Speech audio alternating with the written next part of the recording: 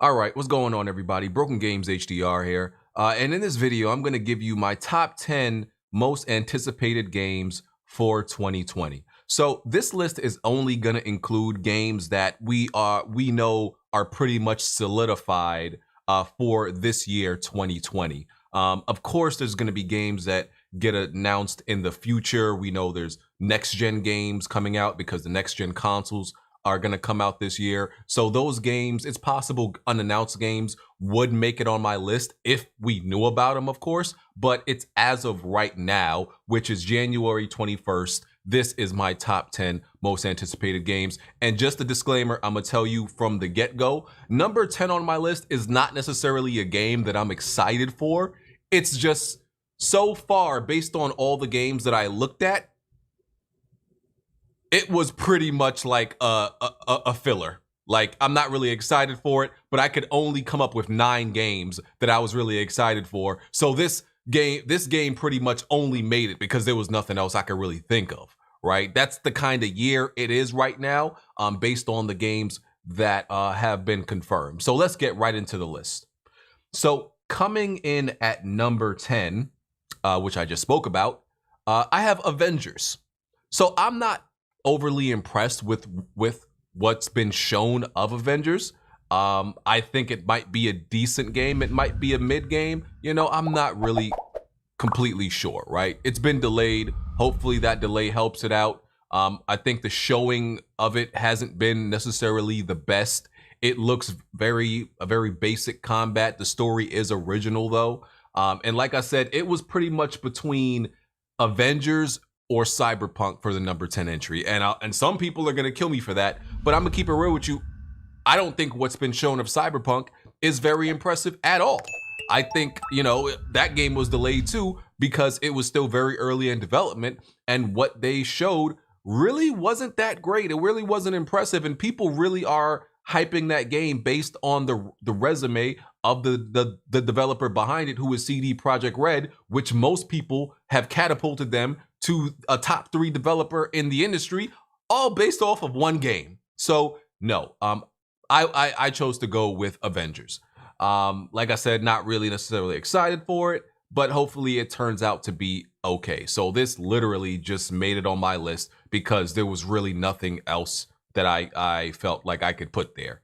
So let's move on to number 9. So number 9 is Halo Infinite. So I'm not necessarily the biggest Halo fan. I'm a fan of its multiplayer.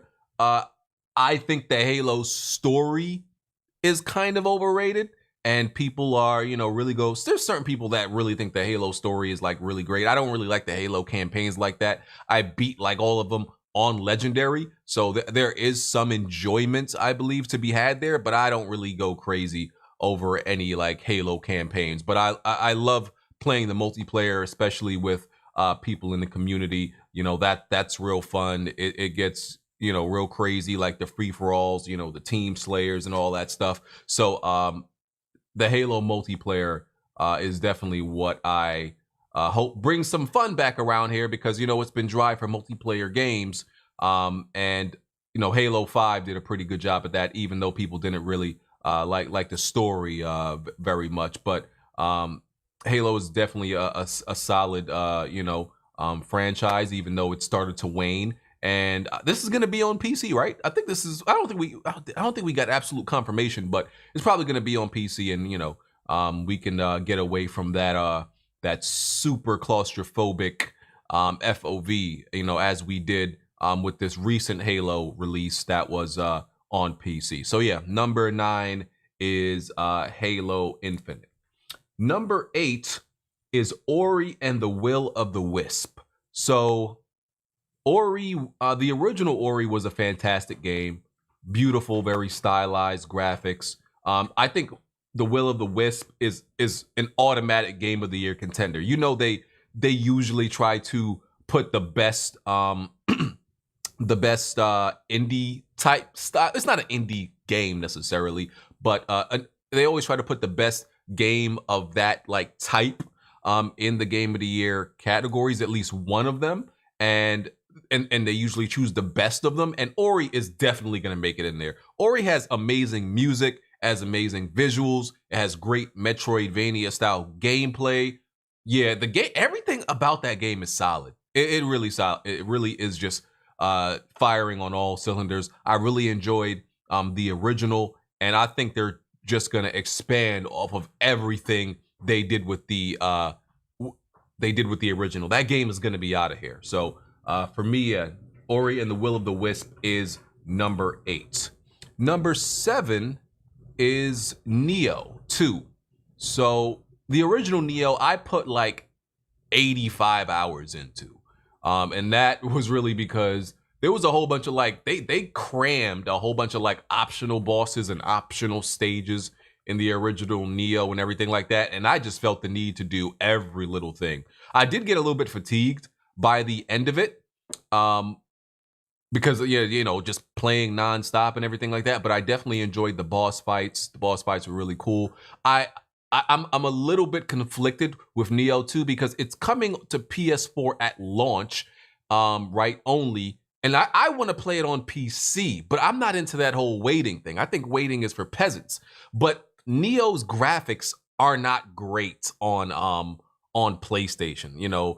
I played it on PlayStation Pro, and they had the option to prioritize the gameplay or the visuals, and the frame rate or the visuals. And of course, with this type of game, you got to prioritize the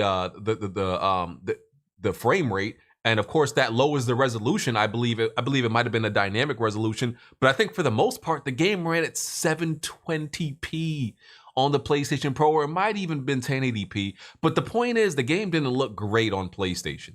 But I don't want to wait like a whole year for it to come to PC either. I wish it was coming out day one on PC, because there's no way I would buy it on PlayStation if it was coming day one. But yeah, y'all know I love my Souls games. Y'all know how I feel about them. Y'all know I love challenging games and everything like that. So yeah, of course, Neo 2 had to make it on this list for me. Number 6 is Gears Tactics. I'm a huge XCOM fan. For anybody who doesn't know, love XCOM, XCOM 2. This type of strategy game is my thing. I always look for different games in this genre. There's a lot of clones, but nothing is really as good as XCOM. And the thing about this genre is you could pretty much do any game. You could take any game and turn it into this genre. You could create a Halo XCOM game.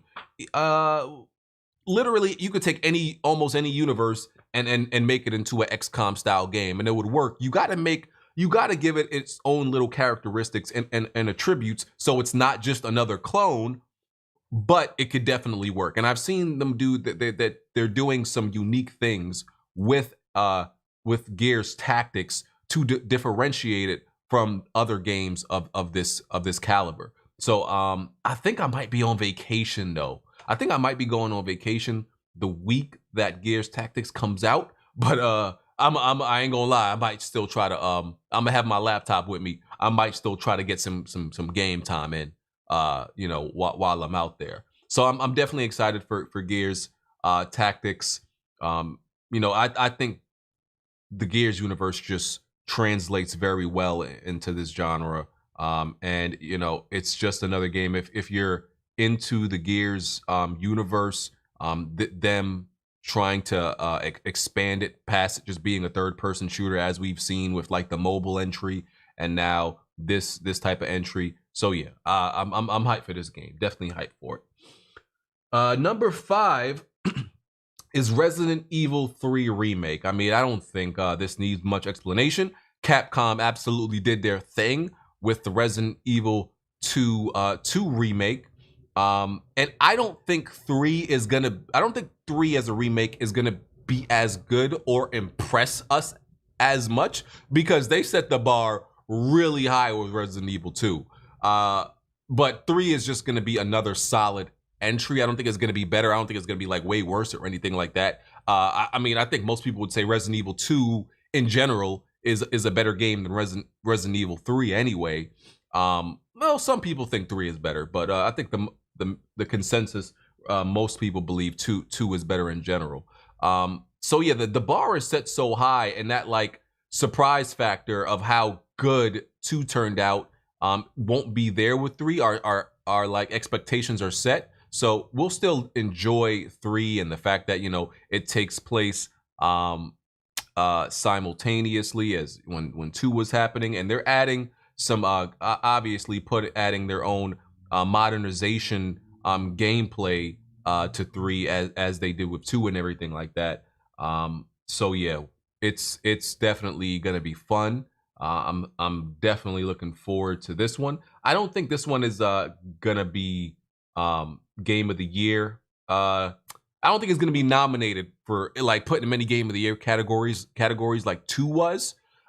Simply because of the fact that of what I stated before, that there's a little bit more competition this year, and like 2 already set our expectations.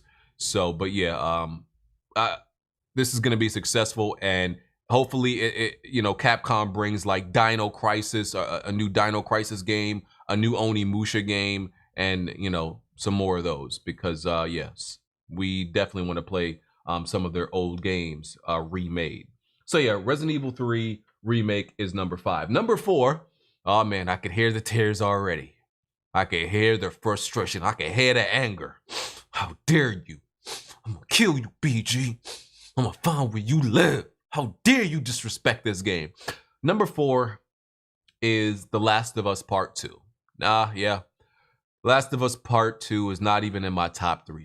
This is not a, to me, like when you look at this objectively, it's not a bad thing. I mean, it's in my top 10 games. It's number 4, but some of you are gonna look at that like that's blasphemy. Like how dare you? This is heresy, right? And put simply, explaining why it's number 4 is, of course, I'm looking forward to playing the continuation of the story. They're fleshing out the Last of Us gameplay in part 2 and all the mechanics. I always felt like, even for its time, the original Last of Us game mechanics were kind of basic. The story definitely was great, but I mean, even the visuals for the original at the time, I never felt like the originals were mind blowing. People like to even exaggerate and say that the Last of Us remastered looks like a PS4 game. No, it doesn't. That game still looks pretty bad. Y'all look at one thing in the game. Y'all look at the best thing in the game and say the whole game looks good. No, I look at the range. I look at the worst looking thing in the game, and then I look at the best looking thing in the game, and that's how I judge how good a game looks. But I'm going on a tangent. Point is, The Last of Us 2 is going to be a much better game than obviously the original, right?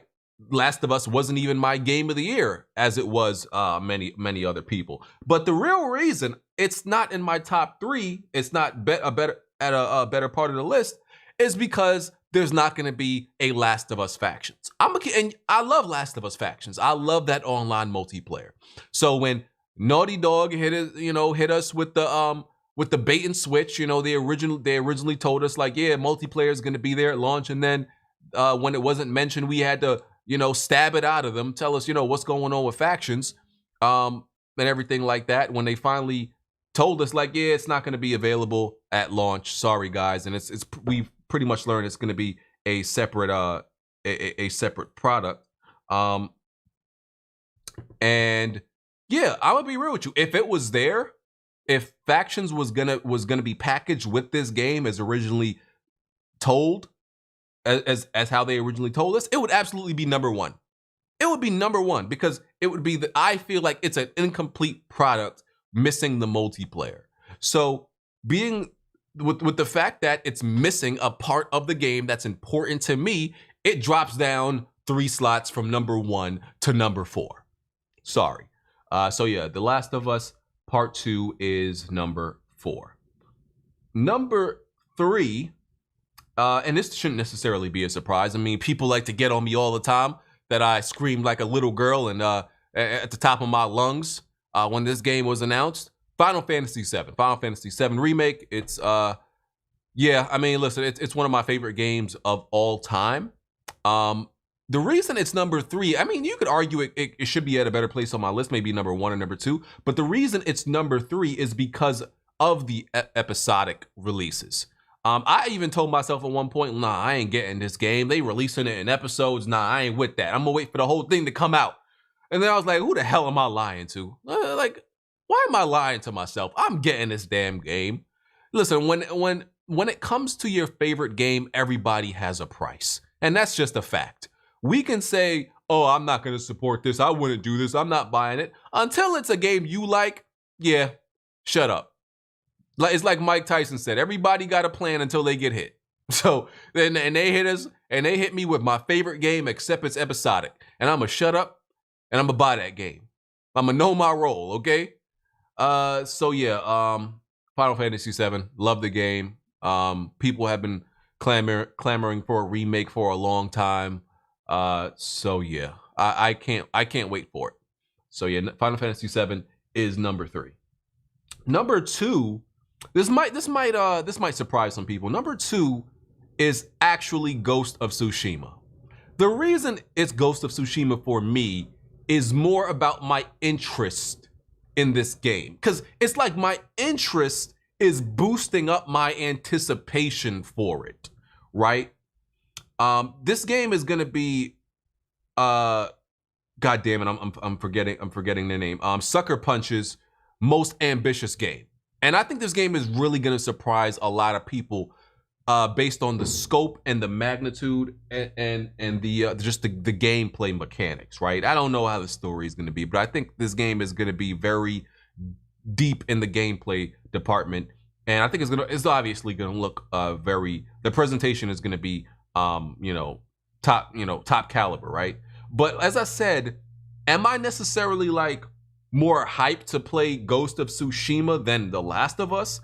Not necessarily, but I'm more interested in playing Ghost of Tsushima than The Last of Us, due to just based on the fact that I kind of know what I'm getting with The Last of Us, and it is going to be like this open area linear game. I know what it is, and there's not much surprise, I guess. It's not even surprise. It's just that what I picture Ghost of Tsushima being based on gameplay, I think is going to have me more interested and enjoying that game slightly more than The Last of Us. So what I think Ghost of Tsushima is going to be is what I'm basing this off of. And I know that's kind of like, usually I don't make that type of leap, but I'm going based off of what we've been shown and what I'm like, I guess, predicting the game will be like. So yeah, it is what it is. Ghost of Tsushima for me is number 2 based on what's been shown and what I think we're gonna be given. The interest just catapulted it to number 2 for me, and just the fact that they've been working on this game so damn long. I think Sucker Punch is putting their foot in this game. They putting their foot in this game, and I think it's gonna be like a Game of the Year nominee. And yeah, I tend to love these samurai or ninja or shinobi games, whatever you want to consider it. I tend to love these things. So yeah, Ghost of Tsushima for me is number 2. Number 1 is Dying Light 2. Put some respect on Dying Light and Techland's name, okay? The original Dying Light was the sleeper hit of the year when it came out. I don't even remember what year that came out, right? It was the sleeper hit of the year. It was the most underrated game of the year. It was probably the most unique game I played in a long time. Not that there's no other game like it. You can bring up a few other games like it. I mean, of course, Dead Island. Dead Island was a bad version of Dying Light. You could bring up you could bring up Mirror's Edge because of the parkour. You could bring up Brink because of the parkour and the shooting, and some other games. No game is completely original, but the fact that this game put together the parkour and the melee combat, but also had shooting combat and had an interesting story. The visuals were probably the weakest thing. And the game had so much like lore, and I love the Easter eggs. And then they released I think it was an hour-long gameplay demo, and it looked beautiful. And the game looks so fleshed out. They added like way more parkour moves. They added I think like, was it dialogue? It was like dialogue decisions and trees and multiple endings, and you got your choices and they got consequences, and they got this beautiful large world, and they expanded the combat. They tricked that thing out. Okay, Dying Light 2 is looking crazy. I don't know if y'all seeing what I'm seeing, but that game looks amazing to me. It looks phenomenal. By the way, I did an interview with one of the game designers for that, so y'all should check that out. I did a little hour interview with Simon Smektella, I believe his name was. So yeah, y'all should check that video out. But yeah, Dying Light 2 is just looking phenomenal to me. That game was disrespected because. And it's funny, that game has like a 78 on Metacritic, but it has a huge fan base. It sold really well. And if you ask anybody who actually played that game, they'll tell you they are lost. They are bewildered at how that game has a 78 on Metacritic. That game is at the least a high 80. So I don't know what the people who were playing this game, I don't know what they played, but this game is at least a high 80. And I have no doubt that Dying Light 2 will be like at the low 90s on Metacritic. That game is going to be phenomenal. All right. So yes, Dying Light 2 is my #1 most anticipated game of the year. So yeah, that's my list. Let me know what y'all think. I'm sure some of y'all gonna have some problems. I'm sure I'm gonna get slandered for a few things. Hopefully I didn't I went through the 2020 list of games a few times to make sure I wasn't missing anything. I wasn't missing a few games that should be in consideration. Like I said, Cyberpunk 2077, I guess you could consider that an honorable mention. I don't think there's much honorable mentions but besides that one. And obviously, like I said, I'm going based off of games that pretty much have solid 2020 release dates or frames, like time frames that they're at least definitely releasing in 2020. Some of them, we don't know when, but they're definitely 2020 games. So yeah, hit the like button. Make sure you hit the notification bell so you can know anytime I upload a video. Let me know what y'all think about my list. Follow me on Twitter, and I'll check y'all next video. All right, I'm out of here. Peace.